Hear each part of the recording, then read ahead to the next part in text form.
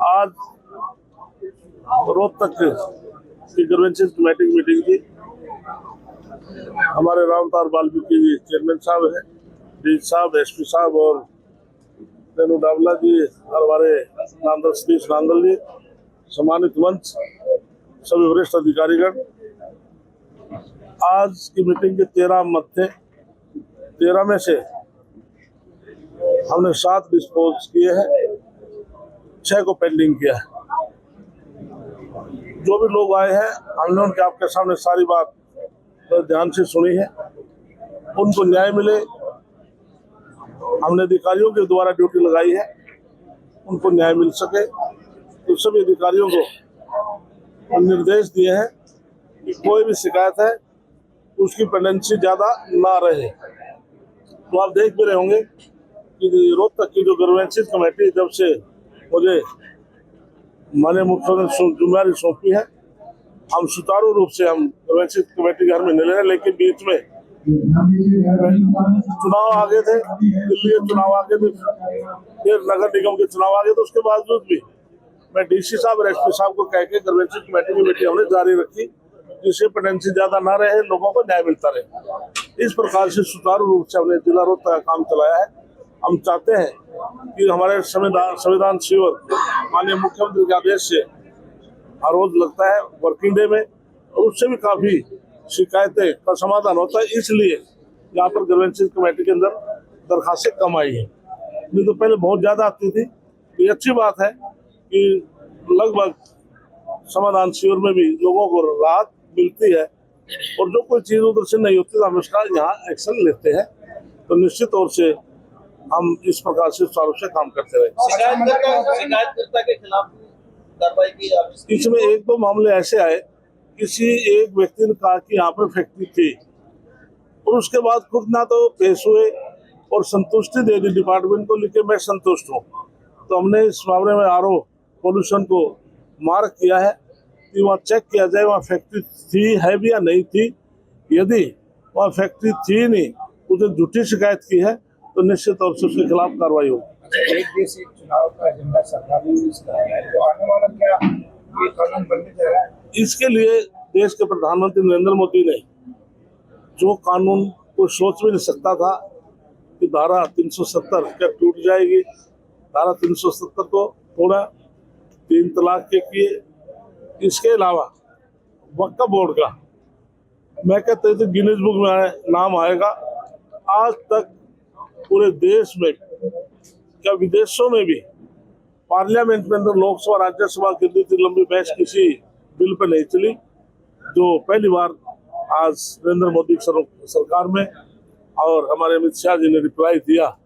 सुबह 4 बज के समथिंग मिनट तक लगातार हाउस चला, 4 बज के शायद 29 मिनट तक घंटे है, लेकिन 4 से बाद तक।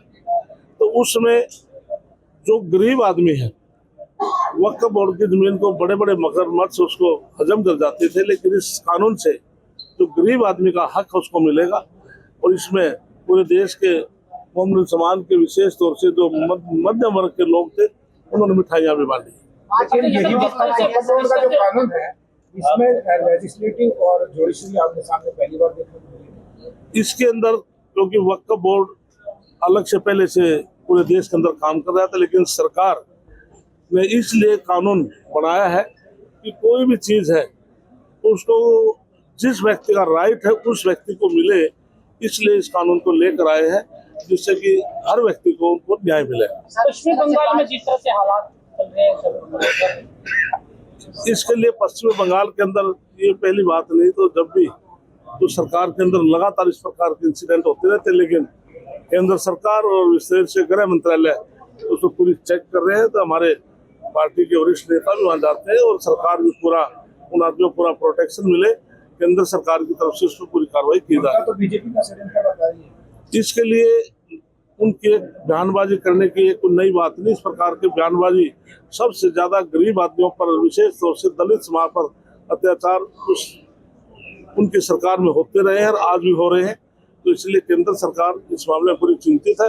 उन गरीब आदमियों को पूरा प्रोटेक्शन केंद्र की तरफ से दिया जाए। बेमौसमी बारिश से तो मंडियों में गेहूं खराब हो रहा है, मुद्दा कह रहे हैं कि सरकार की लापरवाही है और नाकामी है। इसके लिए पूरे प्रदेश के पिछले आप आंकड़े निकाल कर देखेंगे, जो एमएसपी पर जो खरीद हुई है, मैं कहता हूँ पूरे प्रदेश में समय पर खरीद शुरू हुई। और लिफ्टिंग के बारे में पूरे प्रदेश में आप कह सकते हैं इतनी सुचारू रूप से लिफ्टिंग चल रही है, किसान को किसी प्रकार की दिक्कत ना आए। और इसलिए कोई किसान की किसी की शिकायत ऐसी नहीं आई कि हमारे कोई बारिश से हमारी, क्योंकि मंडी में गेहूं जाने के बाद उसके लिए सरकार जिम्मेवार है, एजेंसी जिम्मेवार है, तो तुरंत सरकार उनकी बोली करती है। और लिफ्टिंग का काम फिर सरकार का है, किसान का नहीं। किसान को 48 घंटे में हम, ये सरकार पहली सरकार 48 घंटे में वेट होने के बाद उसका पैसा उसके खाते में भेज दिया जाता है। हाईवे रोडों पर पड़ा है।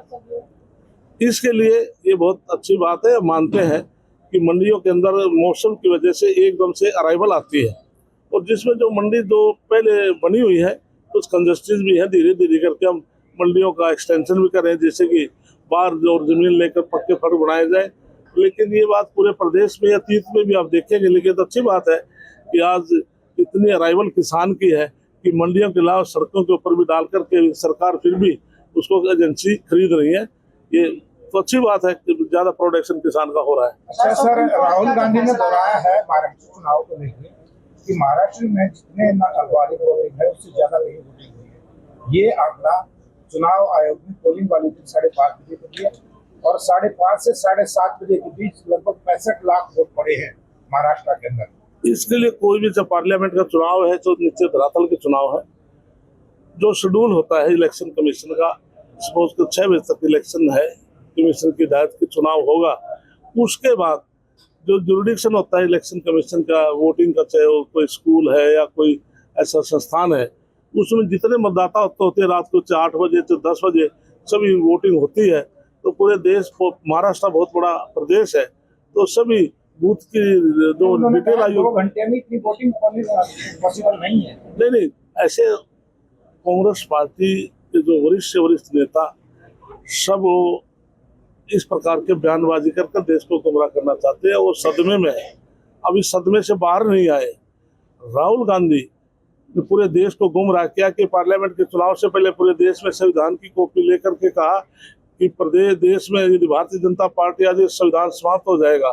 तो कृष्ण लाल पंवार इस बात का गवाह है कि मैं राज्यसभा में था, प्रधानमंत्री जी ने एक चिट्ठी पढ़ी थी, पंडित जवाहरलाल नेहरू ने लिखी थी 27 जून 1961 पैरा नंबर 26। उस चिट्ठी में ये लिखा था पंडित जवाहरलाल नेहरू ने कि 47 में देश आजाद हुआ, डॉक्टर भीमराव अम्बेडकर ने आरक्षण दिया है SCBC को, और मुख्यमंत्री तो सबको चिट्ठी लिखी इनको आरक्षण को समाप्त किया जाए। और उसको एडिट करके चला कि प्रधानमंत्री नरेंद्र मोदी जी आरक्षण को समाप्त करना चाहते हैं। ये तो इस प्रकार के लोग हैं। उपराष्ट्रपति द्वारा जो सीधे जो है कहा गया है कि जो सुप्रीम कोर्ट है वो निर्देश नहीं दे सकता राज्यपाल को। जब भी आप इस सुप्रीम कोर्ट कैसे फैसले है उनका अपने सराहना कीजिए, राम मंदिर का अब इसे ऐसे कितना क्या ऐसे इसलिए हम माननीय कोर्ट है, सुप्रीम कोर्ट है, हाई कोर्ट है, नीचे डिस्ट्रिक्ट कोर्ट है, हम उनका सम्मान करते हैं। सरकार सदा सम्मान किया है। लेकिन कोई भी कोर्ट कोई डिसीजन देती है तो लोकसभा में, राज्यसभा में, विधानसभा में अधिकार है, अमेंडमेंट सरकार ले आ सकती है। तो इसलिए हम कोर्ट का सम्मान करते हैं। राज्यपाल को अपना जो सरकार जो चुनी हुई है उसके जो बिल होते हैं वो पर अपने पास रखने का अधिकार होता है, क्योंकि जब भी कोई लोकसभा में है तो राष्ट्रपति के पास बिल जाते हैं, तो इस प्रकार से विधानसभा में है जो भी पारित होंगे तो सभी माननीय गवर्नर साहब के पास सिग्नेचर के लिए नोटिफिकेशन जाते हैं। लेकिन जब आपकी सरकार होती है तो 3 दिन में बिल पास हो जाते हैं, कानून बन जाता है। लेकिन कर्नाटक में इस तरह रोके बैठे, क्या ये द्वेष भावना से होता है? क्या नहीं, ऐसे भारतीय जनता पार्टी को द्वेष भावना से इनकार नहीं करती। साथियों, अब तक देश में 106 बार लोकसभा में अमेंडमेंट हुए हैं। 106 में से 75 बार कांग्रेस ने किए हैं, और वो भी विशेष तौर से राजनीतिक लाभ उठाने के लिए किए। राज्यपाल और सुप्रीम कोर्ट के बीच का नहीं, राज्यपाल हमारे माह में सम्मानित है और हम उनका सम्मान करते हैं। सरकार का और राज्यपाल के आपस में तो तालमेल है। धन्यवाद आपका।